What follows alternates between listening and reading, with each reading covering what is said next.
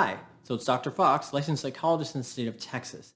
And in this video, we are going to talk about narcissistic relationship recovery.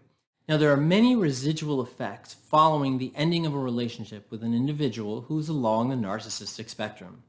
Common feelings are anger, hurt, frustration, disappointment, and feeling upset about the perceived relationship failure.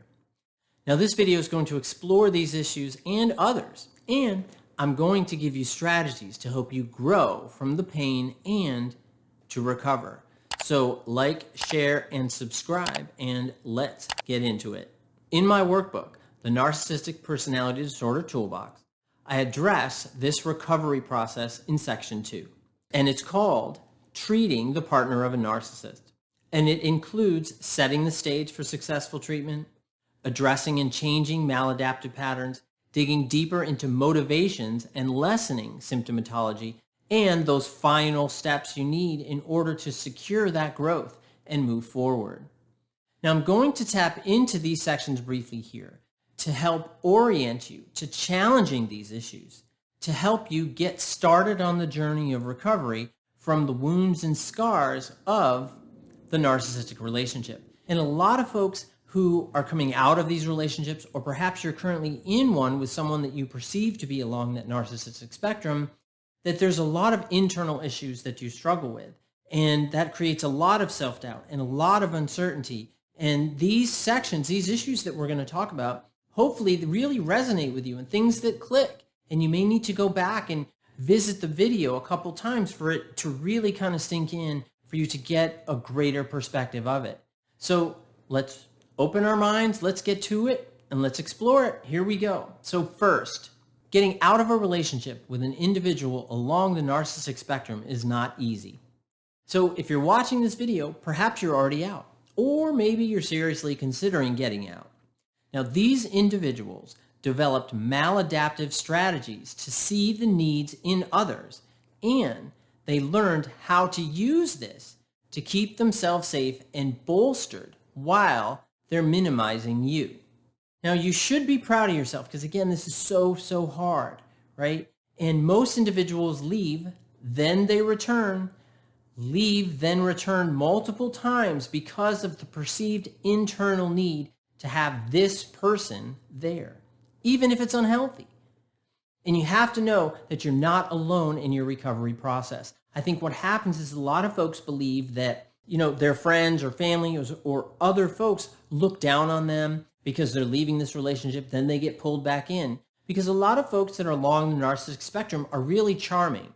And it doesn't mean that they're charming to everybody, but a lot of times they're charming to their partner because they know their weak spots, so to speak, or they know their sensitive spots or components that they can tap into that draws that person back.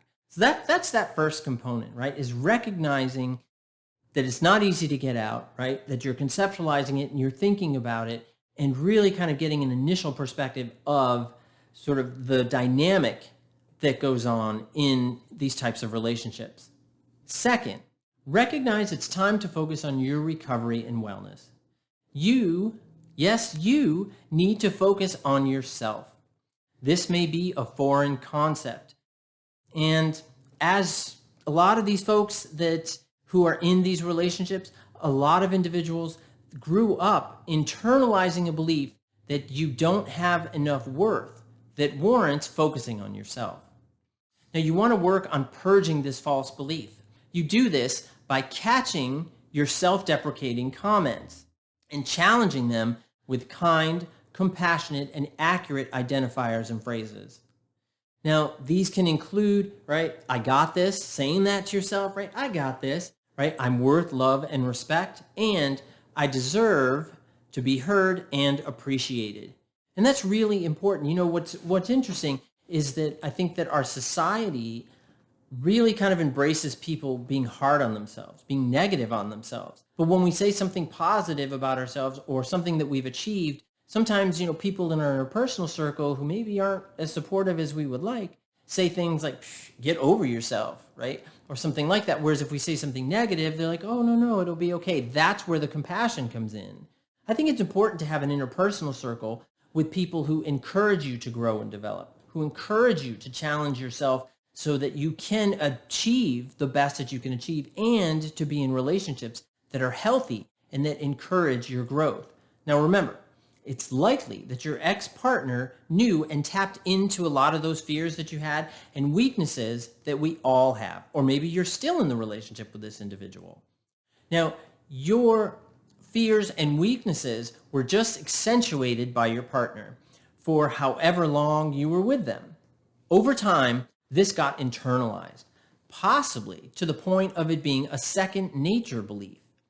This is why you have to catch and challenge these inaccurate and weakening indoctrinated statements and beliefs. So we really have to pay attention to the things that we're saying to ourselves, try to reframe them if they're negative into something positive, into something encouraging, because all of us have that aspect of ourselves that are positive, that we need to tap into, because we're all going to experience challenges. And sometimes if we're in a relationship with a partner who's along that narcissistic spectrum, when stress increases, obviously their stress is going to increase as well. And that can often make them very, very belittling. That can make them very, very blaming to their partner, things like that, because the reason why this stress is so high is because of you.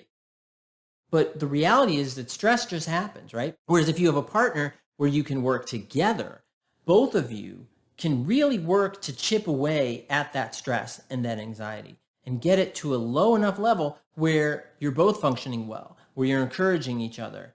And a lot of folks that are along narcissistic spectrum has a really hard time to do that because of a lot of those narcissistic core issues. And those core issues are often like doubt, shame, inferiority, guilt, and things like that kicked off when stress is high.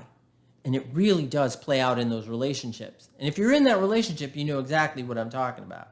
Now, the final step we're going to discuss in this video is going to be planning a future without this person and building independence.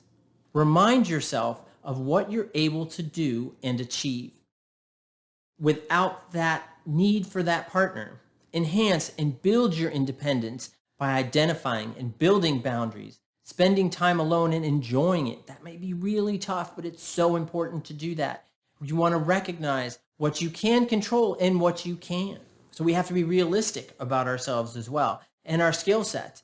And that person, that narcissistic partner, isn't the only one that can help you, that can help you grow. They want you to believe that, right? So you feel enlisted, so you feel, kind of trapped and tethered to them. But that's not the reality. You have to build your own understanding of your capability to do things and things you can't. No one can do everything.